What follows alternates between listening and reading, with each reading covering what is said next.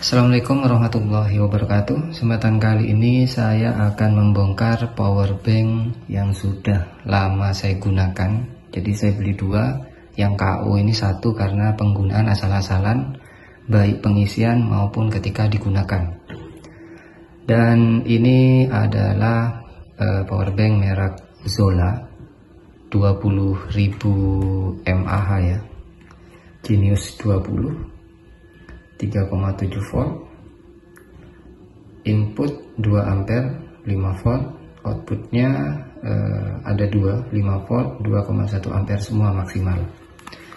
Dan kendalanya di sini kenapa saya bongkar, karena tidak mau mengisi walaupun sudah 24 jam, dan ini sudah lama saya gunakan ya, bukan ketika baru beli atau baru seminggu, tetapi karena salah penggunaan dibiarkan sampai drop 0, indikatornya ini 0, dan overcharge atau ketika udah 100 belum dicabut, atau digunakan sambil main handphone, biasanya seperti itu, yang bisa mengakibatkan baterai kembung atau drivernya rusak.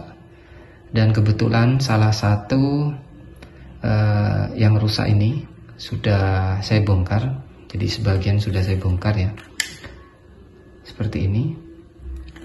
Saya akan coba cek dulu. Nah, indikatornya kedip 1 terus, padahal sudah di charge selama 1 hari atau 24 jam. Ada arus masuk ketika proses pengisian, dan jika dicek menggunakan charger adapter,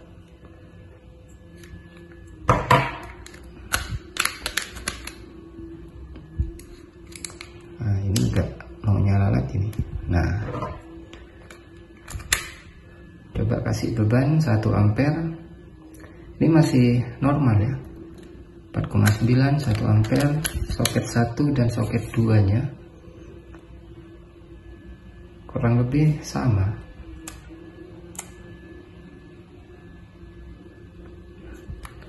Masih bisa, cuma ketika melakukan pengisian ke handphone, tegangan akan drop. Tegangan dari power banknya ini ya, entah dari baterai atau drivernya, yang jelas tidak mau mengisi gitu aja. Kalau menggunakan dummy load dengan charger adapter ini kan berbeda, hanya melihat tegangan 4,9 dan loadnya ini tidak peduli mau tegangan inputnya berapa, yang jelas hambatan di sini hampir mendekati 0 atau sesuai dengan arus yang sudah tertulis 1 ampere dan 2 ampere, tinggal dibagi aja. Dan dari fisik baterai ini gak kembung ya, gak ada udara sama sekali, masih posisi seperti baterai normal. Kapasitasnya 10.000 mAh, ada 2 buah. Saya kira akan menggunakan baterai 18650 yang silinder, ternyata sudah menggunakan baterai yang lithium basah seperti ini. Anggap aja lithium basah, bahasanya saya itu lithium basah gitu aja.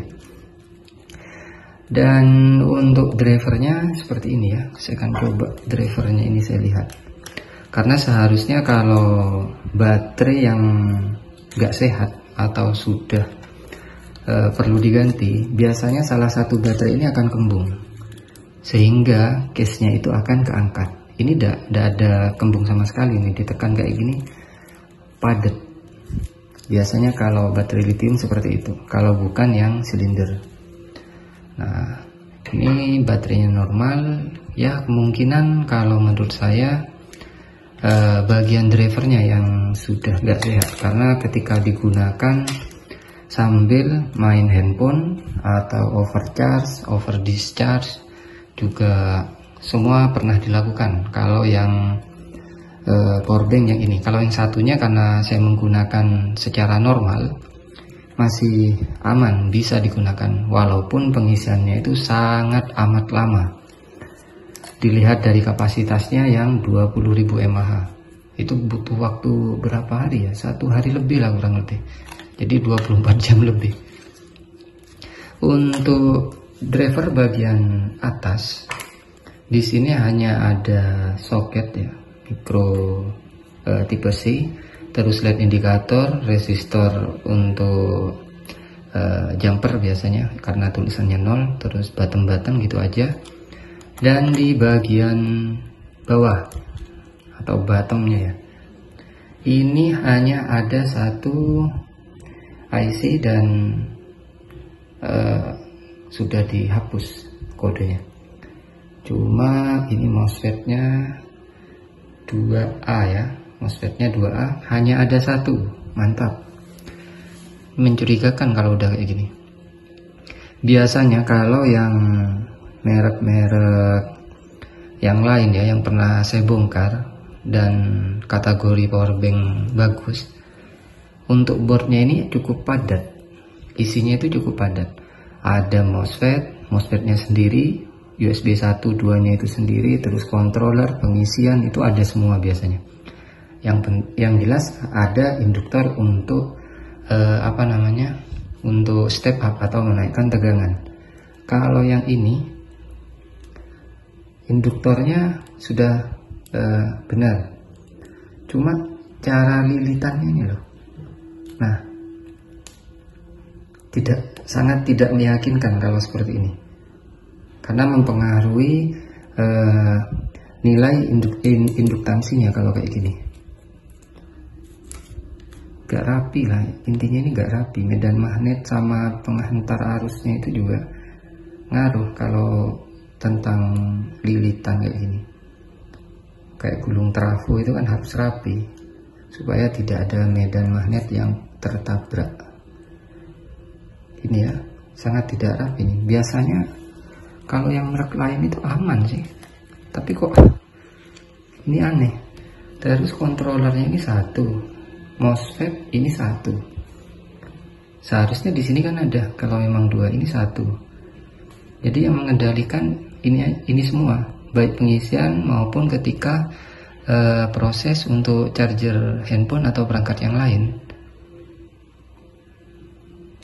Ya gimana ya, kalau untuk baterainya ini sudah 10.000 mAh, sudah sesuai, tetapi memang wajar rusak sih kalau menurut saya.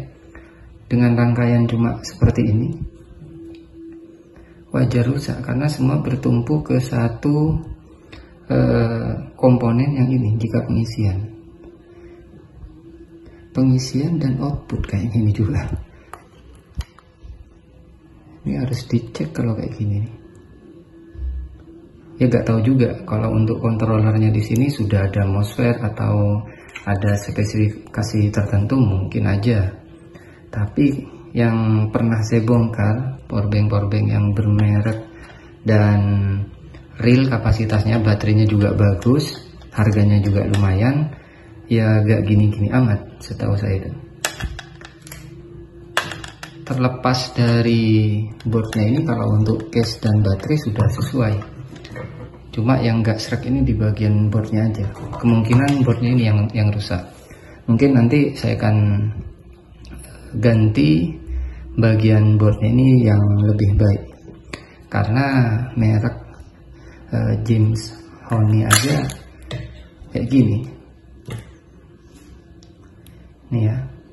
Jadi ini ada IC, di bawah itu juga ada yang ini. Kalau dibongkar, saya pernah bongkar soalnya. Terus advent juga sama, kompleks juga yang ini.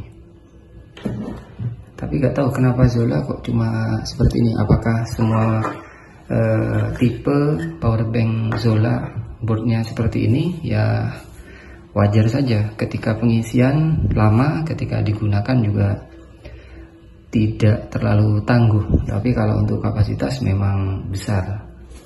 Ya mungkin cukup sekian yang bisa saya bahas, semoga bermanfaat. Wassalamualaikum warahmatullahi wabarakatuh.